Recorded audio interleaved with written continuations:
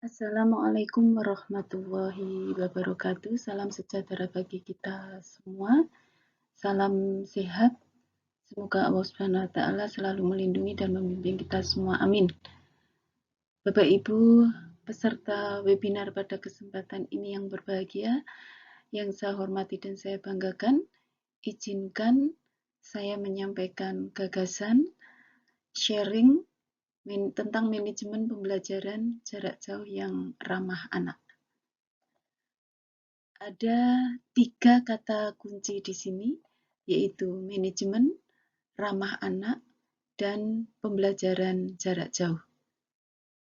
Konsep dasar manajemen yang saya pakai adalah planning, organizing, executing, dan controlling. Kita semua sudah tahu bahwa di dalam pelaksanaan pembelajaran, maka langkah yang pertama adalah melakukan pelaksanaan, mengembangkan perangkat pembelajaran, mengorganisasikan komponen-komponen maupun pihak-pihak yang nanti akan mendukung terlaksananya pembelajaran yang efektif dan efisien. Dan dilanjutkan dengan pelaksanaan pembelajaran sesuai dengan perencanaan, diikuti dengan evaluasi dan umpan balik. Dan dengan adanya evaluasi dan umpan balik, dengan diketahuinya kekuatan dan kelemahannya akan merupakan sebuah jaminan peningkatan mutu dari tahap yang berikutnya.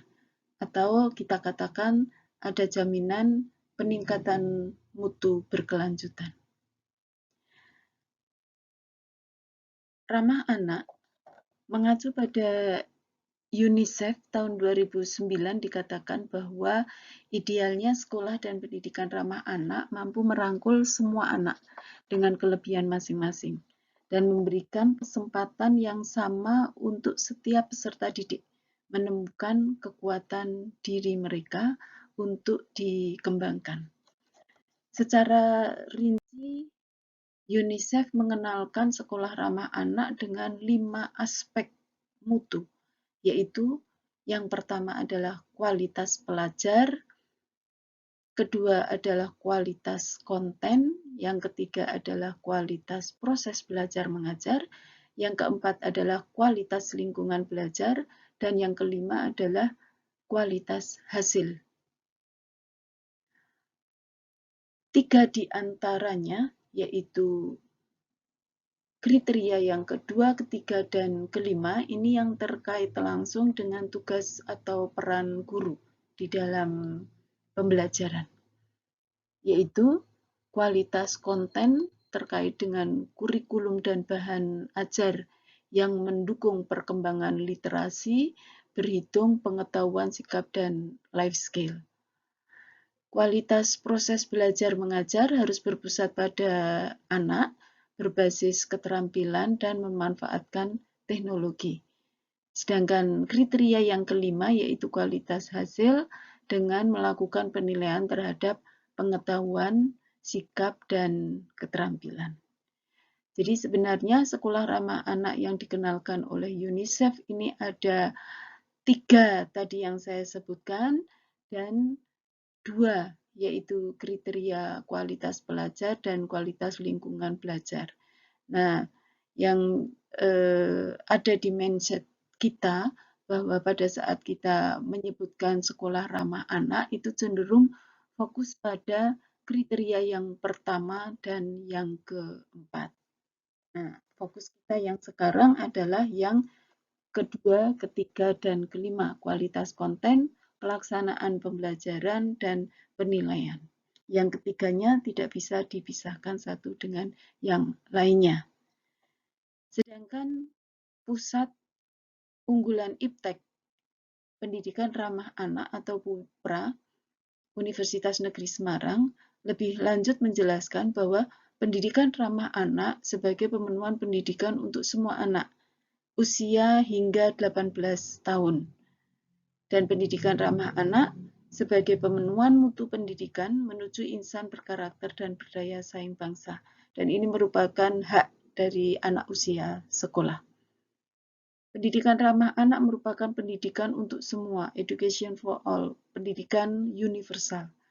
Yang selanjutnya diklasifikasikan menurut geografis, seperti pendidikan di daerah rawan bencana dengan mitigasi bencana, pendidikan untuk sekolah pinggiran, daerah pesisir, pendidikan 3T, daerah terdepan, terluar, dan tertinggal, kemudian klasifikasi anak berkebutuhan khusus, juga klasifikasi menurut jenjang pendidikan dari PAUD hingga pendidikan jenjang SMA, MA, SMK, baik itu formal maupun non-formal.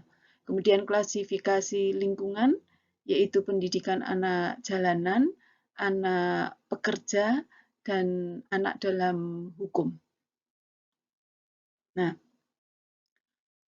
pembelajaran ramah anak, selanjutnya pembelajaran ramah anak dijelaskan adalah pembelajaran sehingga anak merasa nyaman, aman, dan menyenangkan sesuai dengan kondisi dan kebutuhan siswa.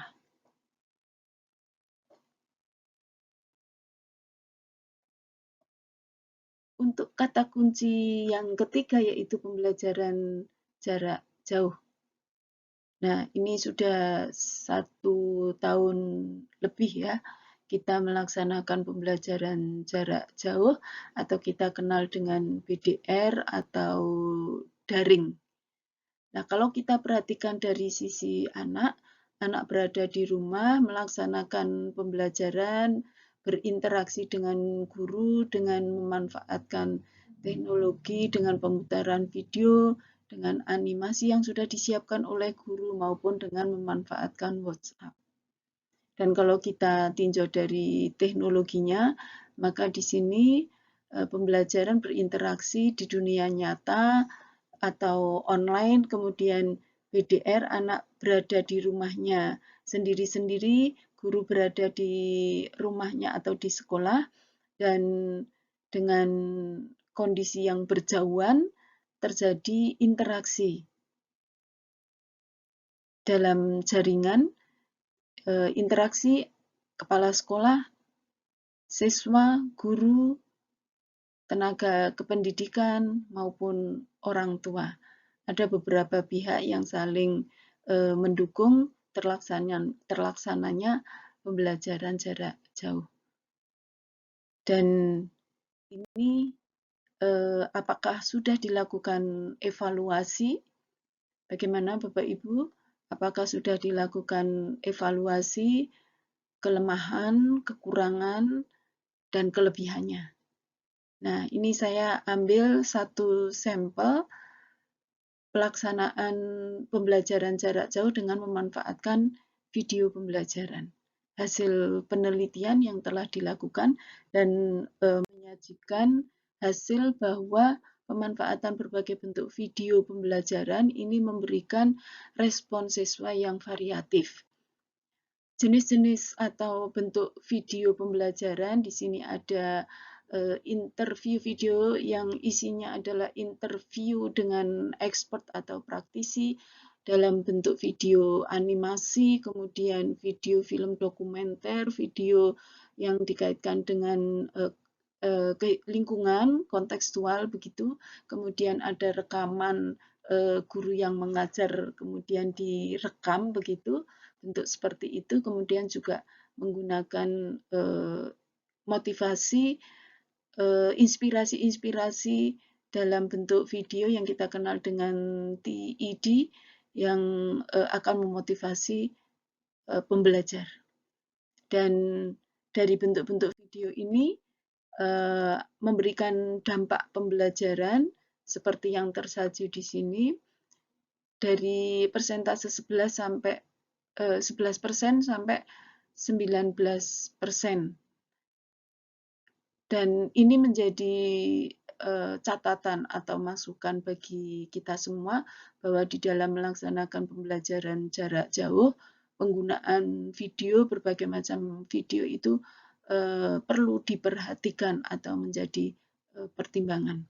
Dan ini salah satu contoh manajemen pelaksanaan pembelajaran jarak jauh yang ramah anak dilakukan dalam bentuk blended learning, yang kebetulan ini adalah penelitian mahasiswa pasca sarjana dengan subjek penelitian kelas 3 dan materi matematika yaitu pada pecahan. Nah, blended learning perpaduan antara luring dan daring. Luringnya di sini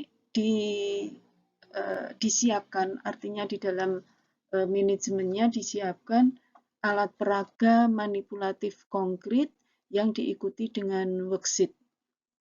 Alat peraga ini diakui bahwa anak usia SD untuk matematika itu sangat masih membutuhkan benda-benda konkret dan tidak hanya untuk membantu daya abstraksi anak, tetapi juga memfasilitasi anak untuk mengembangkan kemampuan atau keterampilan berpikir tingkat tinggi higher order thinking, dan juga memberikan manfaat plus yaitu pembiasaan sikap siswa, sikap positif siswa. Nah, sebelum pelaksanaan pembelajaran, guru telah membagikan media atau alat peraga manipulatif ini kepada siswa, lengkap dengan worksheet-nya. Door to door setiap siswa mendapatkan satu set alat peraga tersebut. Yang sudah barang tentu ada telah didesain bagaimana mengarahkannya, bagaimana penggunaannya, dan pelaksanaan daringnya dilaksanakan digunakan WhatsApp. Nah, sudah barang tentu ada nilai plus dan ada minusnya. Ya, di sini ditemukan bahwa pada saat melakukan post-test itu ada siswa yang diprediksi itu bukan pekerjaan siswa karena tulisannya begitu rapi, begitu cantik, tulisan orang dewasa begitu. Nah, itulah saya yakin bahwa selama ini melaksanakan pembelajaran jauh itu ada beberapa hal yang ditemukan yang itu sebenarnya bukan menjadi harapan bagi seorang guru.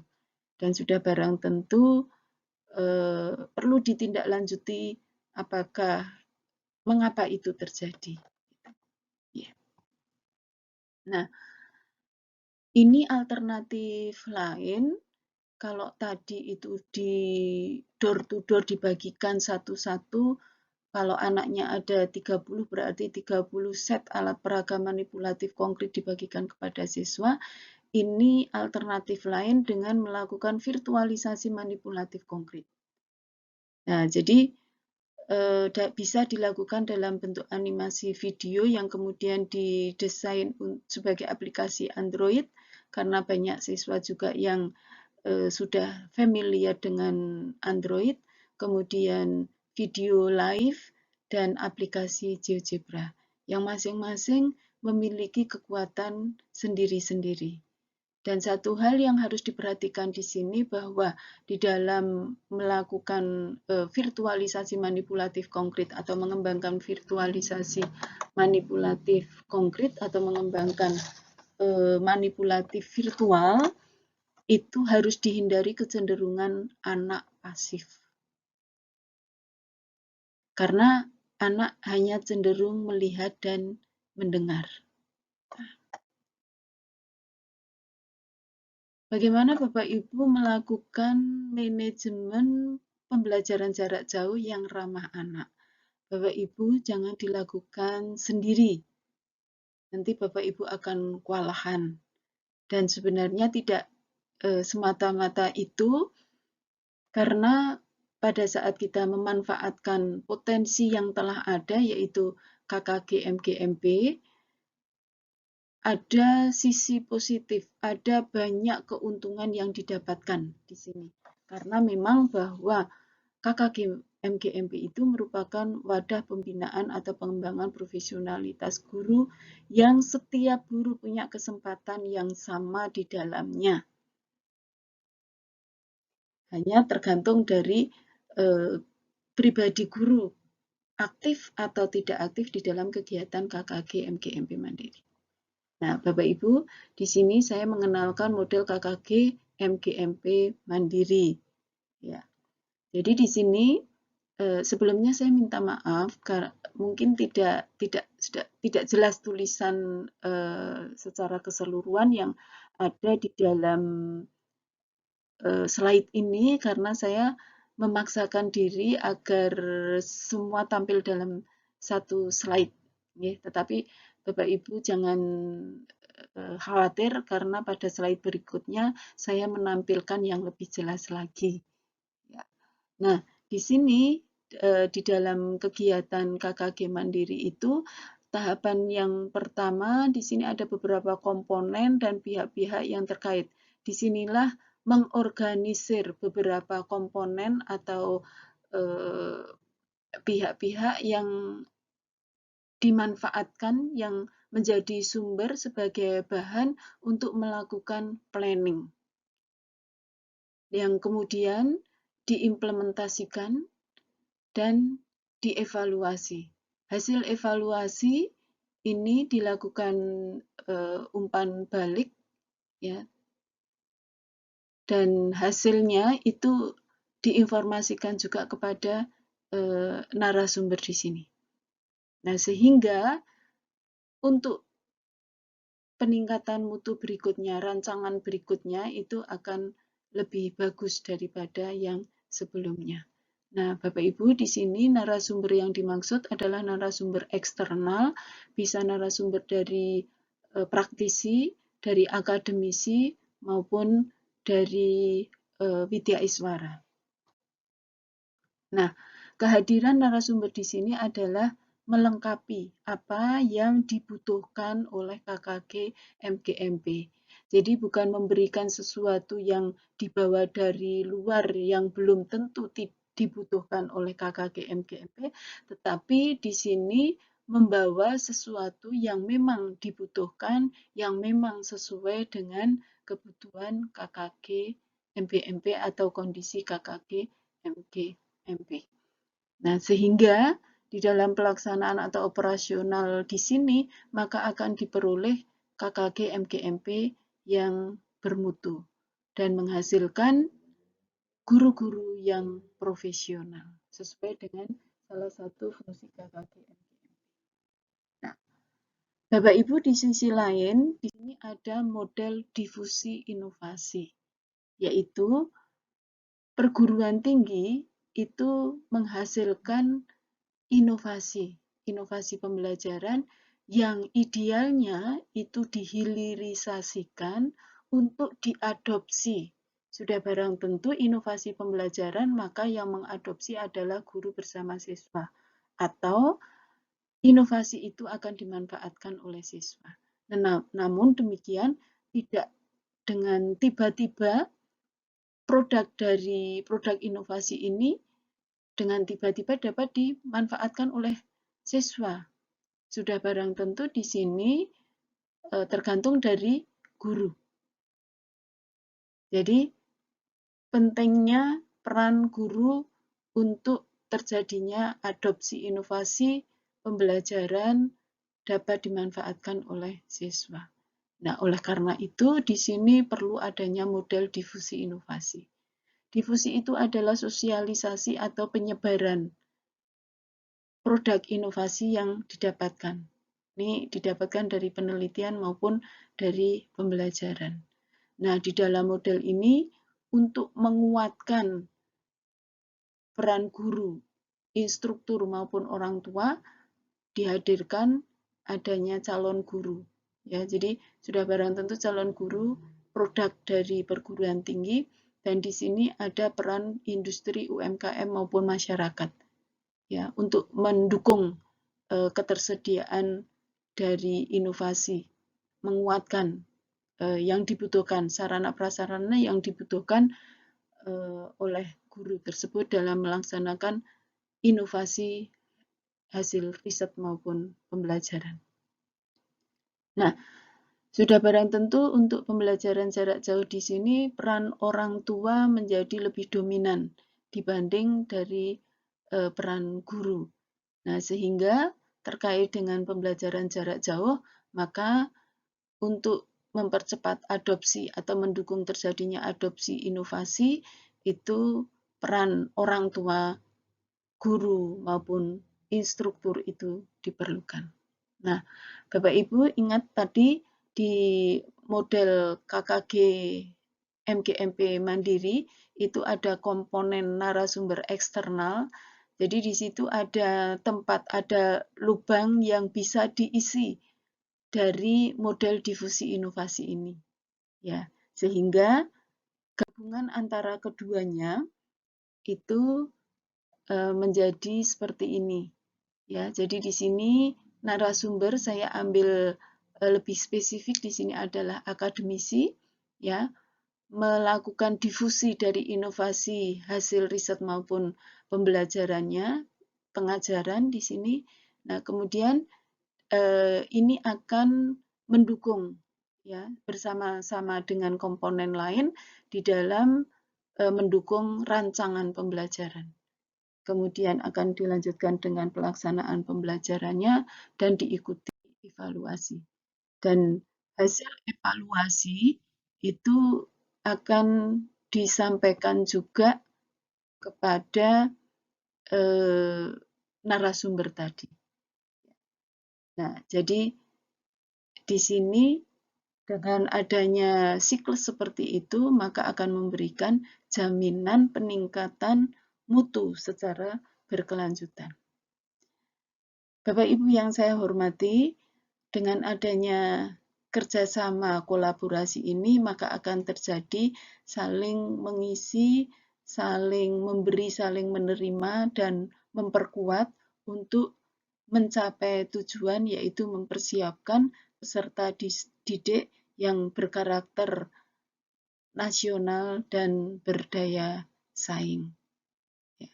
Dan perlu Bapak Ibu ketahui di sini bahwa Universitas Negeri Semarang dengan pasca sarjana dan juga tersedianya rintisan Pusat Unggulan Iptek Pendidikan Ramah Anak atau PUIPRA dengan tangan terbuka menanti kehadiran Bapak Ibu semua untuk melakukan kolaborasi di dalam memanage pembelajaran jarak jauh yang ramah anak. Demikian Bapak Ibu, nanti kita lanjutkan dengan diskusi tanya jawab, dan kalau ada keterbatasan waktu, maka sekali lagi Bapak Ibu bisa berdiskusi dengan kami kapanpun, dimanapun. Ya, jadi bisa semoga saja PPKM berakhir, masa pandemi berakhir, dan kita bisa langsung luring.